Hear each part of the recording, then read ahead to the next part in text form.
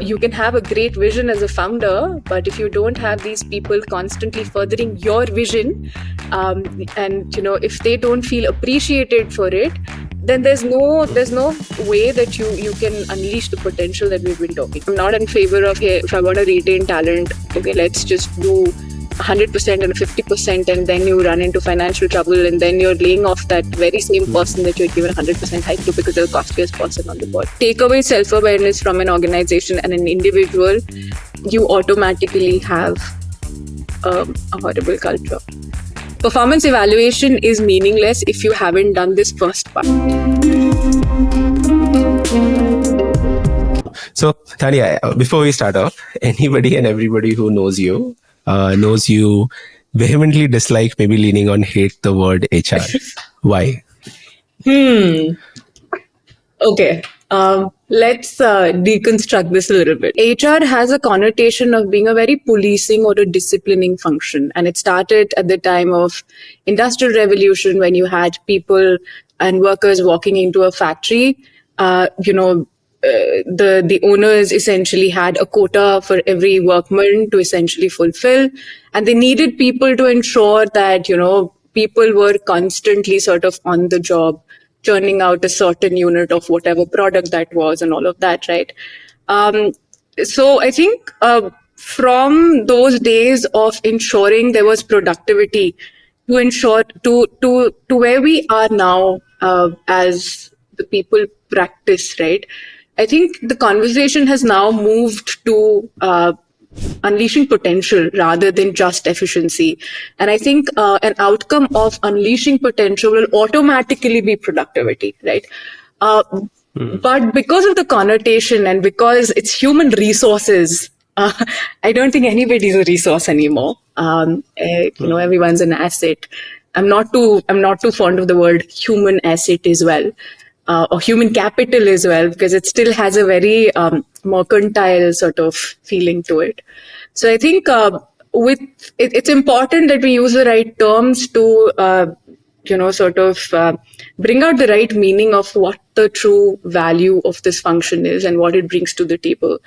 It's also evolved over years from being a very back-end function to actually being a front-end sort of enabling function for any business where you're expected to know what your company is going to do. So usually the strategy was set up by people, who had the seat on the table.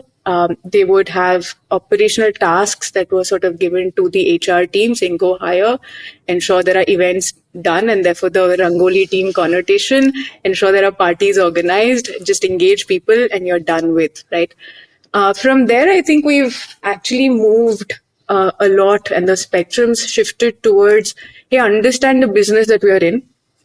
The biggest asset or people that are enabling that vision and the purpose that you have for the company are your people. And then how do you ensure that they are aligned to that vision? They are, given an opportunity to be their best selves. They're motivated so that all of these hard numbers are automatically met. And I've been a little bit of a crusader in that sense, where each time the people team hasn't seen that respect or hasn't been understood, I've taken that on myself a little bit, and I've tried my best to explain, saying, hey, it's so much more. And therefore, I think each time people say HR again, I get triggered. I think that's in a crux what I mean by why not HR and why the people function. Think about what you expect from a people person today. You need them to be psychologists. They need to truly understand, relate with a human being, understand where they're coming from, right? You need them to be salespeople, where you want them to sell that role. You want them to sell the vision of the company. You want them to be great operators. It's heavy on operations as well, right? You need them to be meticulous planners.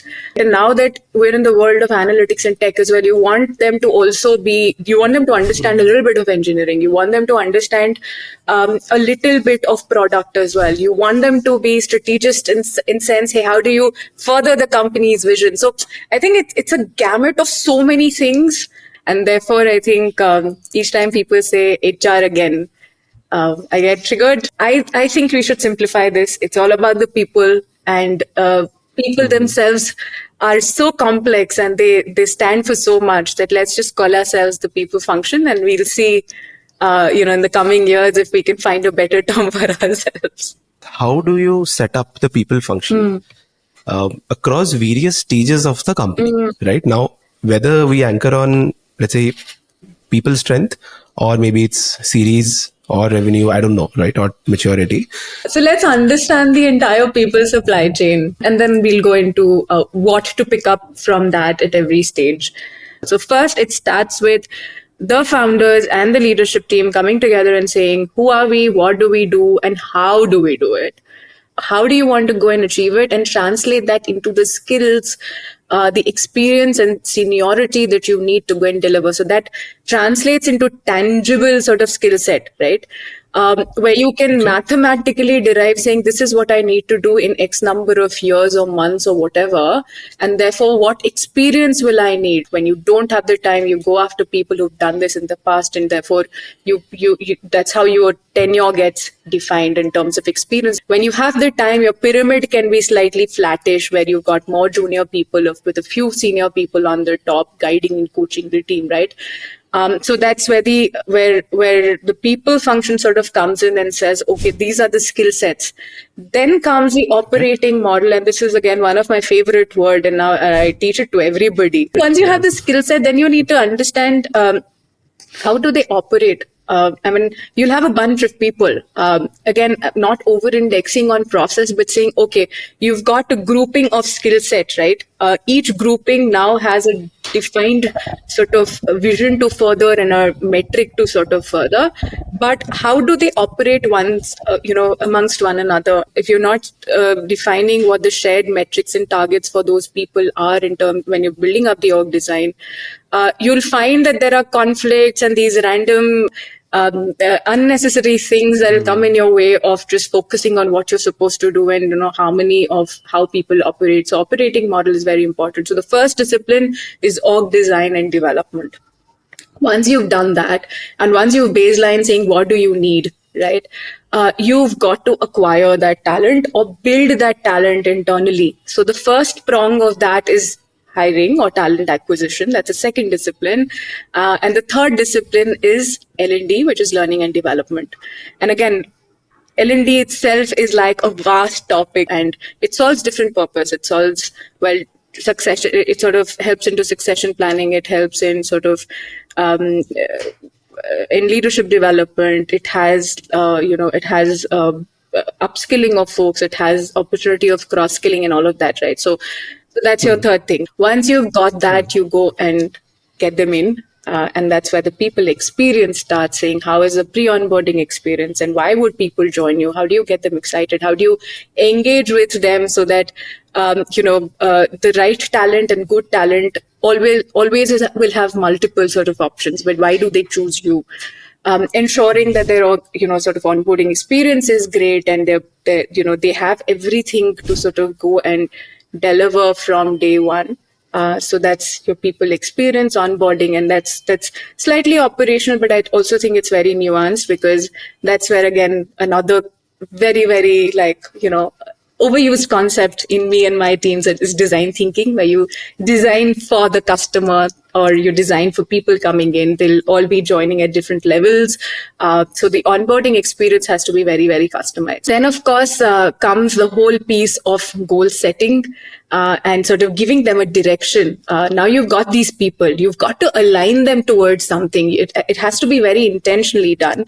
Else you'll have, a bunch of people with great talent and you're not properly utilizing them or not aligning them to the purpose, right? So that's the second part of it, where you tell them, hey, now you're in, we set expectations in terms of, this is what we expect out of you, and this is what we're doing as a company, and what's your story in this? Then, of course, comes evaluation. That's another big demon in itself. And, how do you evaluate people? So there are two ways. Once you're just doing evaluation, or you want to create a culture of ongoing feedback, which is much more difficult to do, right? And if you want to create an organization where there is a culture of ongoing feedback, you have to sort for culture and trust. And while you're doing all of this, you also have to engage people, ensure that you understand every person is motivated very, very differently. So how do you test for that motivation when you're hiring them, and how do you ensure that you're catering to that when they're in? How do you align their personal aspirations and development needs or professional development needs to the company aspirations? How do you ensure that you're truly unleashing their potential? How do you giving them an environment where they can truly thrive, right? So that's your people experience. Then comes the entire total rewards mechanism, saying how do you now recognize, reward, appreciate, express gratitude for everything that people are doing for you.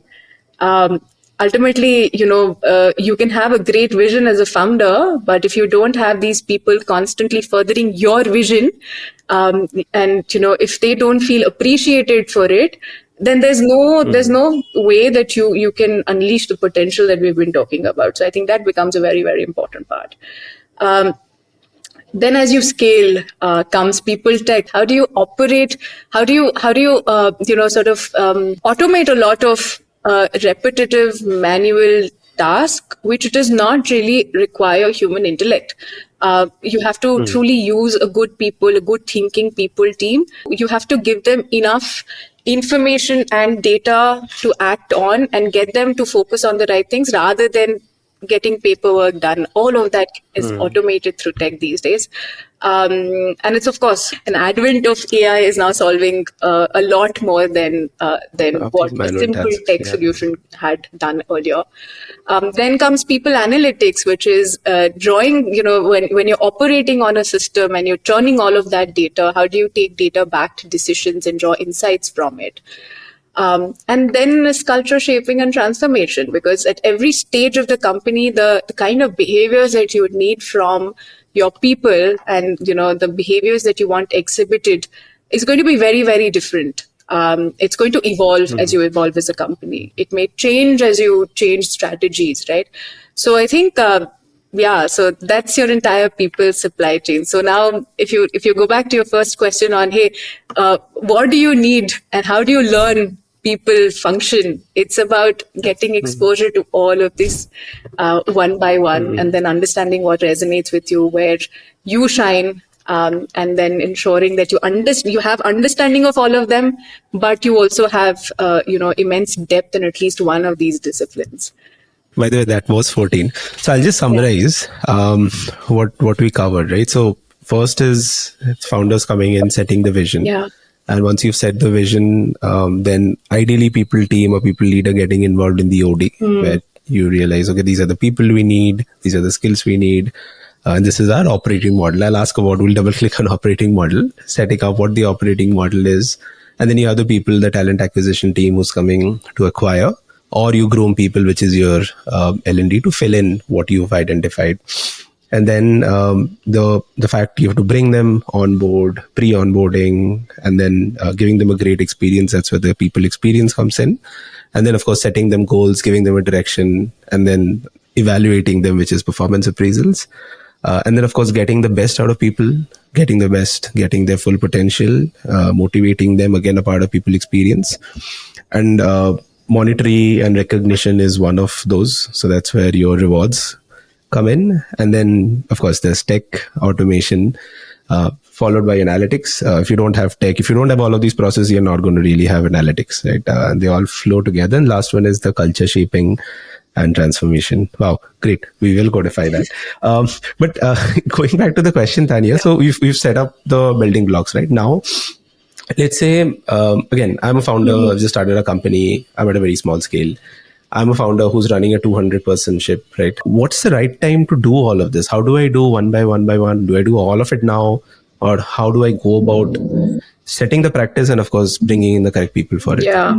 No, these are the entire set of solutions, right? You will not need all of them on day one. If you do, you're overwhelming your org. When you start off, right, as a founder, I think it's very, very important. So one of the things that founders don't realize, your org is a reflection of your values, your principles, your behaviors, and what you've role modeled. So today, if you're trying to transform the culture, first reflect back and transform yourself. because every founder is setting the culture for their org unconsciously. One of the three things that I could pick up, if I could pick up for a 200 large organization, start with setting the vision. Sorry, I'll just interrupt you on vision, because that also gets very misconstrued, right? So what's the ideal vision? Is it my broader overarching vision, or it's a very tactical, my vision is this and this is my numbers behind it? No, so I think first it starts with purpose. On why do you exist? What problem are you trying to solve as a company? Who are your customers? Who are you trying to solve this for? And I encourage people to think as long term as possible. You can always test that vision and change, but you've got to first have that vision, and you have to translate it as a founder into, okay, what are you going to do in medium term and what are you going to do in short term? And then translating that into as hard metrics as possible in terms of exact what are you going to do. Because that's where you break it down into, okay, what skill set will you then need to do that? Not everyone can do everything, right? So that's what I meant by setting and let's say objectives. From the vision to actual objectives, boiling that down to objectives is what I meant. So that's the first thing. And at the back of that, what kind of skill sets and how many people do you need, and that right sizing of the organization and sort of building that skeleton. The second thing that you'll obviously need to do, usually in smaller setups, the first one is done with the people team and the founders or the leadership team. You don't really need a dedicated expert for that. The second one obviously will be hiring, because in a company that's starting off, you need to acquire as much talent to begin with, right? So I think talent acquisition is the second one. And the third one is people experience, because no matter how small you are, you have to solve for people experience. So I think those are the three things that are basic in my head. And then of course, based on the fiscal responsibility that you have, total rewards, etc., needs to be looked at as well, saying, okay, now that you have these people, and when you're trying to go and succeed as a business, you need a lot from people. The startup culture that we hear of, you're constantly on the go, and therefore if you don't have the right reward principles, you'll very quickly start to lose people, right? So that's when you need the most motivated people to further that vision of the company. And that's where you'll find a lot of people giving their all. I'm not saying that they don't do when you scale up, but the maximum amount of passion that you need from people and alignment to the vision that you need, motivation, sometimes long hours, a lot of grit that you need is during that time. So you need to appreciate and reward that, in that phase. So I think the fourth one that I would pick will be having the right reward recognition model in place. So I think you start with that. And then as you scale, talent development and talent management sort of becomes paramount, right? Because you would have had, those 200 people at the start who've got tremendous tribal knowledge, right? And if you lose them, you're losing the spirit of the company and a lot of knowledge with that. So if you want to retain them, then you start to build, the talent management philosophy, saying, okay, now the company is growing. How do we grow our people? Expanding charters, ensuring in their skill development, right? So I think that's when then L&D, talent management, succession planning, benchmarking of benefits and rewarding talent, etc., will start to come in, so that people are constantly, because all said and done, growth is the biggest motivator, and the way people interpret growth is very different. Like some people look at monetary gains as growth. Some people look at just knowledge, gaining knowledge as growth. Some people look at title jump as growth. So again, the company that you are, you have to define what your growth philosophy is. Ensure that aligns with people that you've hired so far, and give that to them. I think if you're able to, for a 200 organization, if you're able to solve for these, I think 4, you're good. I'll just add people tech to it. Oh yes, please. Yes. They at least have a system, so that later on when you want to do analytics, yes, you're like, oh shit, don't have anything. You have to start from scratch. Tanya, I want to double click on one question that you said. This is a little tricky probably, but reward principle. Right? how do you define reward principle, right? At this stage, that hockey stick stage where people have to put in more hours because you're setting the building blocks. And I'm assuming this is a company where 200 has the potential to go to, let's say, 10x in the next 2 to 3 years. Not that 200 is the max they'll go to. What's the ideal reward principle? Every function needs to be sort of rewarded very, very differently. A sales function versus a people function versus a function which is doing a lot of your core innovation and engineering or development and R&D, right? Their reward mechanism has to be different. They're motivated very differently. And I've seen this in my experience as well. If you go to somebody who's just motivated a lot by learning or by purpose and mission of what you're doing, if you just tell them, hey, here's an increment of 50%, but you don't give them the right tools to, or you don't give them the right environment to innovate, take risk, etc. No matter what you do, it's not going to give them anything. So there, I think the investment that you'll have to do is very different. So again, the reward mechanism for every sort of team has to be defined by the work that they're doing, the impact that they're driving, and of course the fiscal responsibility that you have. I'm not in favor of, hey, if I want to retain talent, okay, let's just do 100% and 50%, and then you run into financial trouble, and then you're laying off that very same person that you had given 100% hike to because they're the costliest person on the board. See, what most of us we do today is we look at the outside world, we do benchmarks, and that's how we do, right? That everyone is getting, let's say the benchmark is for this role, it's 100, so I'll give either more than 100 or I'll give less than 100. What you're saying is that's not ideal, right? I mean, is that a starting point and you build on That's that? hygiene. I think that's hygiene. Okay. How much you're paying. Pay in my head is absolute hygiene, and of course, you have to look at what the inflation rates are. You have to look at what the market's paying. You have to look at how competitive that role is, right, in terms of compensation, etc. And based on, of course, what your budgets, etc., are, you do the right by people, and so that they don't have to worry about am I being undercut? If I go outside, will I earn more, and things like that. So based on what you can afford, and be transparent. I think a lot of people downplay the importance of transparency, and that's where the HR team gets a very bad name, where they'll start to argue saying, hey, a 10% is great, and a 10% is what everyone's doing. No, I mean, of course, I mean, you do your benchmarks, make that very transparent, saying this is where the market is at, and based on our our budgets and fiscal responsibility and financial health of the company, this is what we can do. And people will appreciate that. Prioritize people. And if you've done that, if you truly believe that you've done it, be very transparent in communicating that back to your employees when you're doing your performance evaluation, saying this is what we've done. So that's the first thing. But after that, I think there's so much more that sometimes people just mistake investment in people just as, hey, how much cash am I giving them?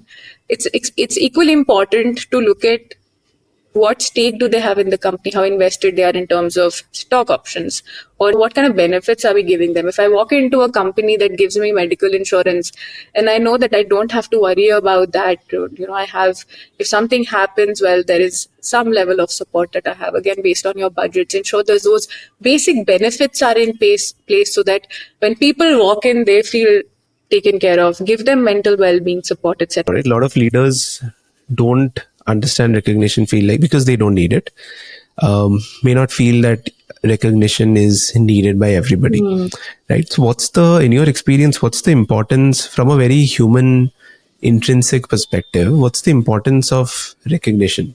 Intrinsically, every human being loves being valued. That's how our relationships work, and that's how we, as that we find a lot of fulfillment in it. We may not recognize it. A lot of people may not feel that they need it, but hey, if you go and tell them saying, thank you so much, you did this for me, this helped me, can you really tell me that they did not feel good in that moment? I mean, it just doesn't happen, right?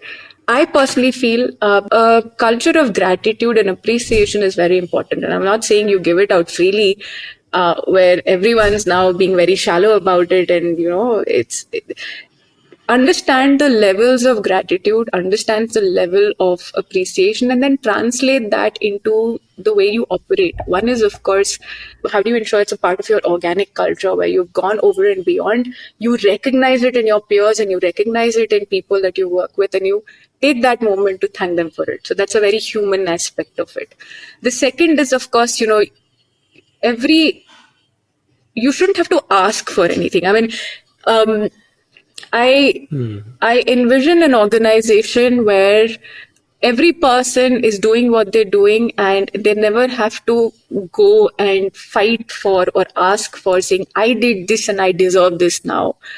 Because in that situation, what happens is the loudest people will get distinguished sort of gains than a person who's nice and docile and won't want to go to you. You have to ensure that you're creating a very equitable organization where you yourself have enough data points to look at, okay, what's the impact that the person's created and how do we appreciate it? If a person's already sort of proving themselves on the job, and that's why the people team comes in, right? Where you know that, hey, this is what their aspirations are and it aligns with the company aspirations as well. Why don't we sort of elevate them, maybe give them a higher charter, give them another sort of project to go and deliver, right? So I think appreciation comes in different ways. Sometimes it's okay to also come together and celebrate success, celebrate milestones. And that's what parties should be for. Going back to your question, is it important? It is absolutely important. It is very, very important. Got it. So I have a question and a contrarian question. The question is like, how do you sort of set culture? And the contrarian thing is what not to do to not have a horrible culture. If the organization and individuals in an organization aren't self-aware, and this is the spiritual me talking, you automatically have a horrible culture. You won't have the EQ, you won't have the understanding or the realization of how you're operating and the impact that you're having on people around you. Founders who I've seen are extremely self-aware and spend a lot of time evaluating, what their beliefs are, what their values are, how they choose to operate, what their leadership styles are, how do they engage with people, the impact of what they say to another person. I feel they're automatically sort of role modeling the right, because nobody in their right minds would want to hurt another human being, right? But they also have the high IQ and the EQ to see, okay, a tough feedback needs to be given, but how do I give it in a way that's it's still constructive and people still take that as a learning opportunity and sort of grow from there. Take away self-awareness from an organization and an individual, you automatically have a horrible culture. Let's talk about values that are written on their website and these documents and all of that. Values are values, but values when practiced translate to culture, on how we operate, who we are. So I think my recommendation is that if you truly want to do a culture transformation or very intentionally set the right culture, codify that culture into behaviors, and let's translate that into the way we operate in our business processes, in the way we show up for meetings, or the way we speak to one another, the way people are evaluated, the way people grow within the company, right? And the double click of that is, if you truly want to do a transformation, you have to baseline saying, okay, where are we deviating? If we want a certain behavior to be displayed, why are people not displaying that behavior? So it's a huge revelation when you start to talk to people, and you'll realize that sometimes that mindset is based on what your values and what your personal attitude is, right? How you respond to a certain situation.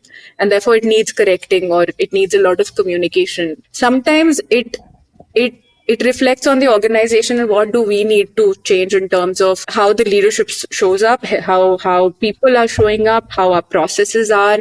Sometimes there's a lack of clarity. So once you've done the baselining on what's causing, what's that mindset that's causing that shift from the aspirational behavior that you have from people, you have to go and then fix it. or you have to ensure that mindset shift happens, so that like you can't assert a value saying you've got to be kind to people or you have to be transparent in the way you operate, right? You have to understand if there is non-transparency, if people are holding and withholding information, then why are they doing it? If the mindset that's causing it is, say, no, I'm not going to be appreciated and I only have to resort to showing visibility to get appreciated and get a promotion, etc. So every value converts into behaviors. You as a people practitioner, or people who are trying to transform culture have to understand why are people exhibiting a certain behavior, what is the root cause, and then fix that. If you're able to fix that through whatever process and very objectively sort of fixing it, that entire shift in value and behaviors will automatically happen. Like you can't enforce a change in belief or change in what people think and therefore the values. One of the biggest problems that you have is holding on to a great culture, right? When with time and with growth, what have you seen? Like what would be sort of good practices that we, and it's our custodian, right? How do we ensure that this doesn't happen? That'll happen if you look at culture and values delinked from your day-to-day operations. So you have to ensure that it's a part of your DNA. The way, if that becomes the way you operate, the way you evaluate people, the way you hire people, then there's no way you're losing it. Because then you don't have to set aside time and focus just on ensuring, we are holding on to the culture. Culture is, it's a part of your business processes. It's a part of your operations. It needs to be sensory in terms of you need to see it around yourself, so that the brain is always getting that signal, and it's a constant reminder, and it guides actions.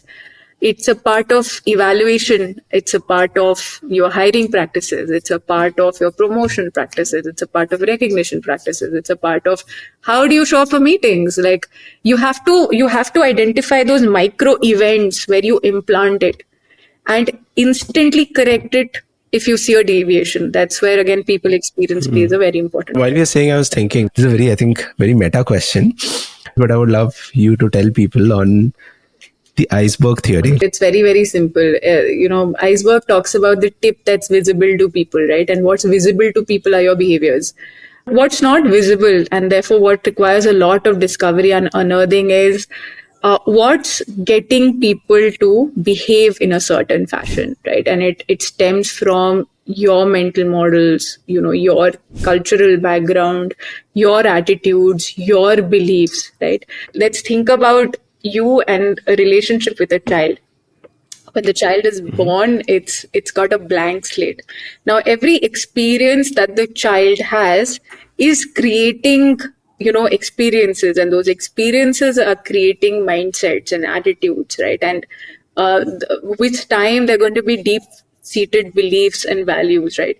Now, and therefore people experience is that important, because now when an employee is coming in, right, you've evaluated them for fitment, etc. That they're exactly what you need in terms of skill set, in terms of alignment of values in some sense, right?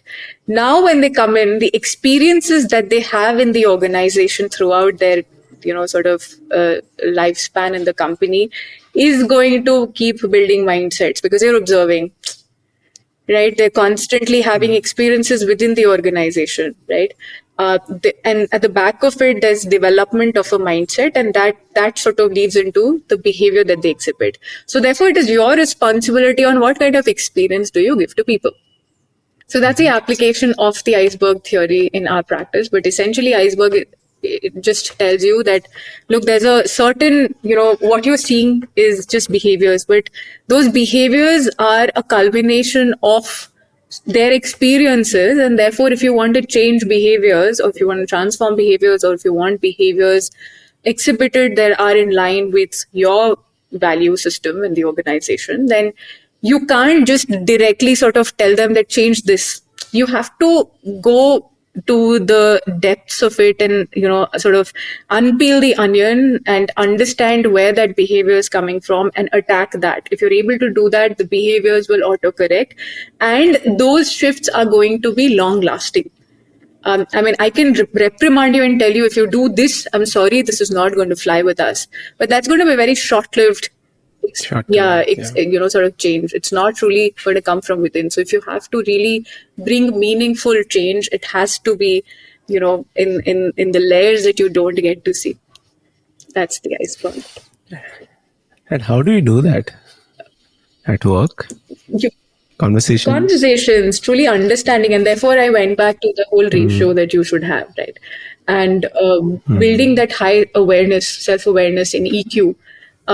You have to have an understanding of the teams that you're operating in. And if every leader is able to do that for their teams, coming together, I think you're solving for the entire organization as well. You said mindset, obviously, like it's the whole crux of all of this, right? Finding out why there's like a mindset, let's say dissonance or what have you. But how do you find that out? That's our jobs. That's our jobs. And that's where that entire thing about people experience comes in. In people experience, you are ensuring that you have an in-depth understanding of every person that's there in your team, right? And therefore the ENPS checks and pulse checks and those interviews sort of come into play, where you are taking that time to truly understand every person. How are they doing? What's coming in the way of them being them, their best selves in the organization? What are their mental models? What are their personal aspirations, right?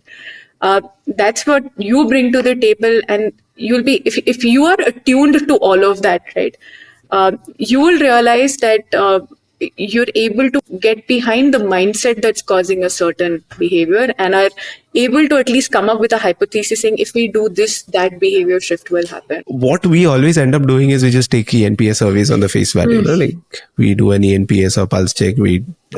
That's how it is. You take that, and then like the people experience partner takes that as the building block, and then there's conversations with everyone. Again, in larger organizations, you will find that the HR team is seen as a cost center. So you'll find the ratio of people to an HRBP would be some thousands or 500, right?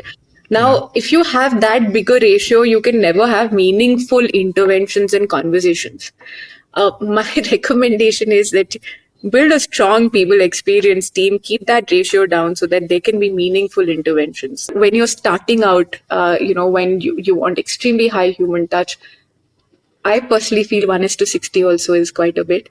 But when you're large, when you've gone into the run mode, etc., then don't go beyond 100. Every founder will find this value in, faster recognition of conflicts or faster understanding of potential conflicts or, potential pitfalls, early raising of those signals, and, you being able to timely resolve them. If you have like a 1 to 500 ratio or 1 to 1500 ratio, it just does not make sense. Then you've just got these people who are sitting and pushing paper or handling grievances and conflicts once in a while that come up, or just handling these legal cases. The second thing is, if your people experience partners don't have an understanding of the business that you're in, the industry that you operate in, what you're doing, right? I personally force my teams to go and read what the goals for each of the teams are, and the targets for the company is, and the vision of the company is. And what is that team trying to achieve? Because ultimately, all your conflicts or everything that's coming in the way is because people aren't being able to reach those targets. So you have to have that right balance of understanding the business that you're in, the purpose that you are there for, what each person and each teams are doing, and contextualize every conversation and pulse checks that you're doing against that. And then solving for it, because ultimately it all boils down to that. So I think two things. One is just maintaining for a good and meaningful ENPS or pulse conversation, then having that right ratio of people experience to the teams that they're handling. And second is understanding and building context of the business the operations and the operating model. And therefore, you're actually solving tangible business problems. And therefore, you're a people team and you're not an HR team. What's the ideal ratio you've seen? Uh, People to people It partners? depends upon the complexity of work that the people are involved in, honestly. Sometimes ideal would be 1:60 if it's extremely complex. Or, one if the work that people are doing is fairly standard, right? You so operations and R&D also, for instance, right? I would take a different, because what you need from a function that's innovating versus a function that's operating is also slightly different, right? The complexity is also very different. So I think that is how the ratio should differ. But when you're starting out, when you want extremely high human touch, I personally feel 1:60 also is quite a bit. But when you're large, when you've gone into the run mode, etc., then don't go beyond 100. That, beyond that, then you can't have meaningful conversations, and you can't spend enough time, because all said and done, that's not the only thing that the people practitioners are doing. There's also a lot of operational things that they have to be involved in. Why do we need PMS? Why do we need performance appraisals? You don't necessarily always need it. What I think the purpose that performance evaluation solves is much larger than just evaluating an individual's performance. It's a great opportunity for you as a leader to set expectations. That itself involves a lot of thinking, which means that I will then have to sit down and say, what is my purpose as a people leader in a certain organization? How does that translate into everything that my team has to do, that culminates into everything that I need to do, and therefore everything that the company needs to do, right? What do you evaluate people on if you haven't set this right for them, right? So I think one is this. Second, it's a great opportunity for you to further the values and the behaviors that you want people to be exhibiting. So for instance, if you're just evaluating people on, you have to go and hit X targets, I don't care about how, you know what kind of company you're building or the culture you're building. So it's a great opportunity to also write down saying, along with what you go and deliver, how you go and deliver is equally important. While you're evaluating somebody, how is equally a part of evaluation of the what. Third is, it's a great opportunity for people to actually grow. A lot of times we look at performance evaluation very defensively, saying, oh my God, it's just a way for the org to tell me what increment will I get and what am I not doing right. But it's a great opportunity to celebrate success and, of course, talk about what can we do better. So if it's done right, if you are able to give the right path for people to, and the right evidence and right examples and right guidance to people on how do they grow, it's a great opportunity for unleashing potential. And of course, it does become a great input into, your reward mechanism as well. And lastly, it gives people that structured opportunity to also evaluate talent for internal growth. So I think if done right, it solves a lot of purposes. How much you need it, when you need it, at what depth you want to go into, and what you want to solve for needs to be decided and designed by the people team. Should startups ever do bell curve? No, I don't believe in it. It used to be a way for very, very large organizations to say, look, not everyone can be a high performer. So now you pick your high performer and then sort of stack rank people and see, some people should be at the bottom. But for companies that aren't as big, I don't recommend it. There should be very, very objective ways of setting expectation, evaluating people against those expectations, and just sort of giving out performance and ratings accordingly. And maybe you don't even need ratings at this point. But bell curve is an absolute no for smaller firms or companies that are able to very objectively evaluate their people. But then, let's say I'm a 200-person org. Budget is slightly a constraint for me, right? Now, if I don't do bell curve, how should I allocate whatever constrained budget that I have? But I want to disproportionately reward my high performers.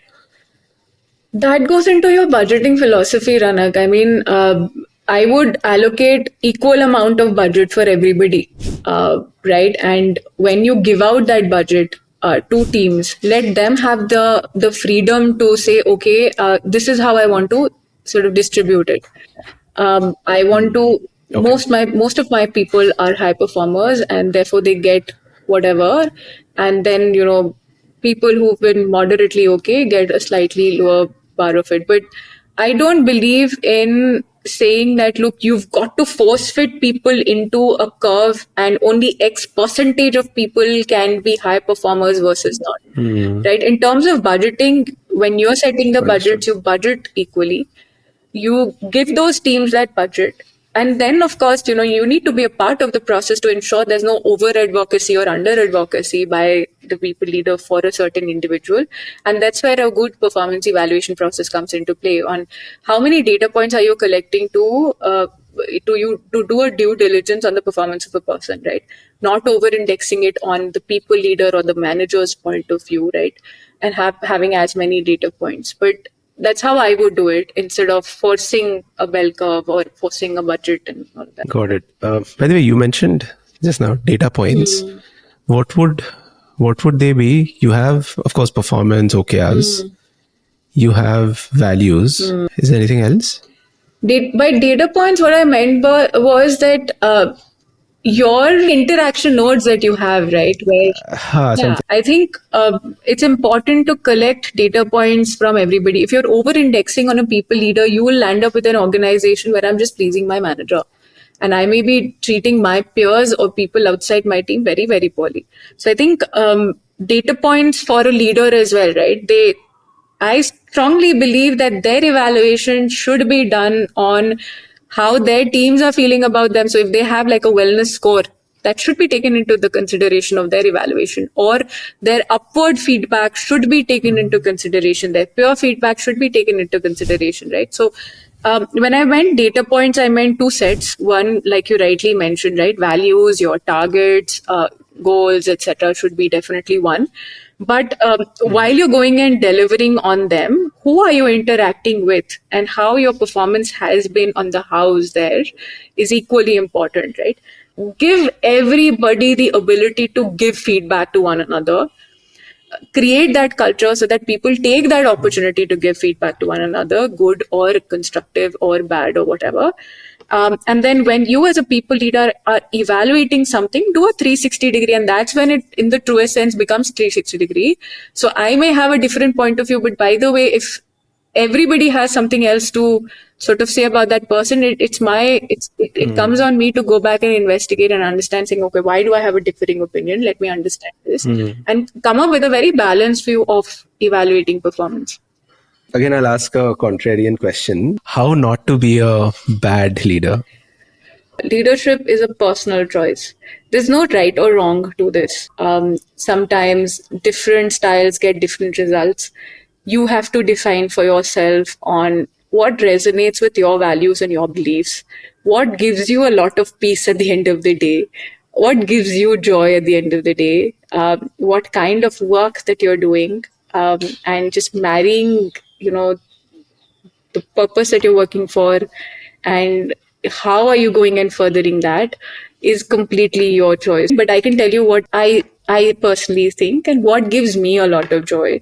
If I see people that I have worked with furthering the mission that I personally feel very strongly about, if I seeing them championing that cause, if I seeing them sort of transforming into leaders in their own rights and not necessarily aping everything that I've done. I'm not the best leader. I mean, I'm also learning every day.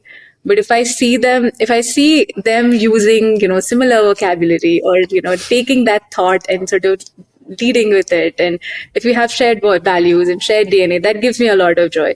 If every person who walked away said, I had a fabulous time and I learned, and it's given me a way to approach a problem or think about a certain problem. And the more leaders I create, I think that's leadership for me. So that's what I love. So I'm going to talk about the positives. What not to do? The millions of things that I personally think you shouldn't do or anybody shouldn't do. But again, like I said, it doesn't mean that that makes it right or wrong. I love that. Like, it's interesting. I don't remember who said this, but it was at our previous company. Someone had said, just make yourself redundant. The job of every leader is to make themselves redundant. Yeah. And that's what I always, at least I follow, and I've seen. It gives me joy doing that. Yeah, imagine a day where the people function becomes redundant, and every person, every leader in the company, or every people leader in the company, pretty much does what you're doing along with what they're doing. I mean, oh wow! So that's been the vision from day one. Saying, how do I make everybody into a people leader? Right. Awesome, man. Thank you, Daria. Thank you for inspiring. This was a great conversation. Well, thank you, Daria. Thank you, Rana. Bye. Bye.